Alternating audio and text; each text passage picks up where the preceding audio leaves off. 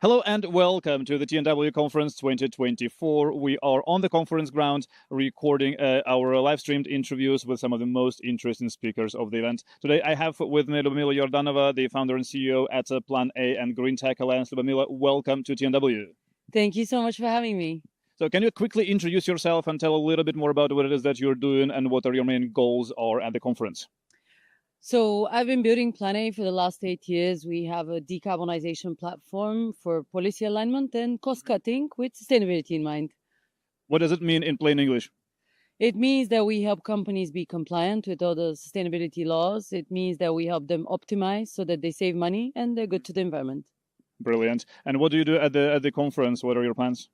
So we're having the great honor to be on a panel to speak about the future of Europe and the tech industry. And also I'll be meeting quite a lot of interesting and exciting people that I've been wanting to catch up with. Right. So you have to do a lot with policy and regulation in the area of sustainability and green economy. So considering the outcome of the recent EU elections that we all have seen, is the Green Deal dead? No. We have so much work to do. Over the last few years, there's been hundreds of % increase in climate risk-related costs, and this is a burden that falls on the back of the economy, but also on governments and other public and private institutions. We need to continue with all the legislative standards to be implemented for companies to start understanding how to adhere to these standards, and also for them to scale their commitments specifically to decarbonization rather than compensation. Right. And how important is it to keep pushing businesses towards decarbonization? Because right now, if the targets and regulations are basically scaled back, does it mean that the will to decarbonize is also going to be put on the back burner? With our technology, we've been able to prove that there's a way in which you can save money while becoming more sustainable. We live by this as a company, but we've been able to prove it with science and technology. With this in mind, I deeply think that there's a data-driven way in which you can prove for companies to commit and continue to be committed to decarbonization. I would not think that any election outcomes would push against that, given businesses that want to stay relevant for tomorrow need to actually become also sustainable, both for the economy and for the environment. Absolutely. And you are also a technology entrepreneur, so you've been in the technology space for a very long time. So what do you think, which are the technologies, decarbonization technologies and solutions that you are most excited about now?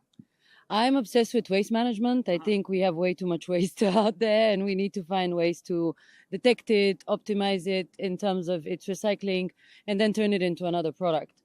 Another one, of course, is the commonly known as renewable energy solutions, but particularly storage for energy, which is quite heavy on the working capital side, but it's incredibly important if we want to maximize the solar opportunities, the wind opportunities that we have. And finally, I would mention also data algorithms specifically dedicated to decarbonization planning. This is what we've been building with Plan A, and that's the best way in which companies can specify and also prioritize their activities to make sense of a sustainability program that is also not too long, too heavy on the cost, and maybe too complex. Right, that makes perfect sense. And where are you on the carbon removal technologies? Do you think they are necessary for general decarbonization of the planet? We need to combine both the actual decarbonization, where businesses optimize, and also carbon removal, but with decarbonization as a priority topic. Why? Because at the moment, at the pace at which we're using resources on this planet, in Europe also in particular, and in the US, we have a lot of work to do in order to be aligned to what is available to us.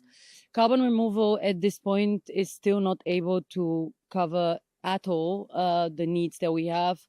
Some of the biggest facilities have just a few thousand cars equivalent compensation capacity. So let's wait a little bit until this is really scaled so that we can hope that technology of that kind is going to be able to help.